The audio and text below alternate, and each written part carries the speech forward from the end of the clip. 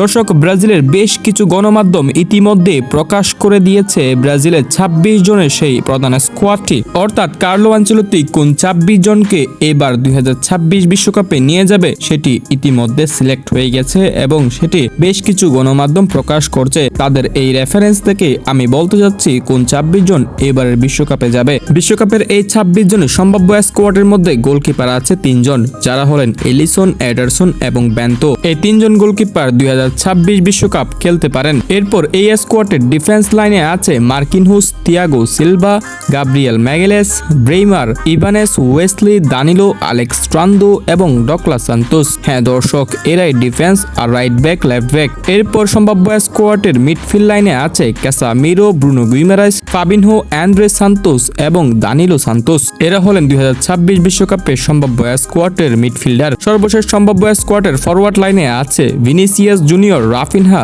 Matthews Cunha, Luiz Henrique, Gabriel Martinelli, Neymar Junior, Endrick, Rayan এবং Igor Thiago. অর্থাৎ এদেরকে forward লাইনের জন্য রেখেছেন কার্লো আনচেলত্তি। দর্শক, আমি যেই স্কোয়াডটা আপনাকে বললাম, অর্থাৎ যেই 26 জনের স্কোয়াডটা বললাম, এই 26 জন হতে পারেন 2026 বিশ্বকাপের জন্য হলুদ জার্সিতে প্রতিনিধি করার তারকা এবং তারা কার্লো আনচেলত্তির অধীনে থেকে 2026 বিশ্বকাপ জয়ের জন্য সর্বোচ্চ চেষ্টা করে যাবে। দর্শক, 2026 বিশ্বকাপের প্রধান স্কোয়াডটি আগামী সোমবার দিবাগত রাত 2টা বাজে প্রকাশ করবে। তবে তার আগেই ব্রাজিলের বেশ কিছু গণমাধ্যম থেকে শুরু করে বড় বড় সংবাদ মাধ্যম তারা এই 26 জনের স্কোয়াডটি ফাঁস করে দিয়েছে। অর্থাৎ কার্লো আনচেলত্তি এই স্কোয়াডটি যে প্রকাশ করবেন সেটা তারা আগে থেকেই বলছেন। যদিও বা আমরা সোমবার দিবাগত রাত 2টা বাজে জানতে পারবো এই স্কোয়াডটি আসলে প্রপার রিয়েল নাকি। তবে এখান থেকে প্রায় তারকা খেলবেন 2026 বিশ্বকাপ, এটা কিন্তু আমি নিশ্চিত করে বলতে পারবো।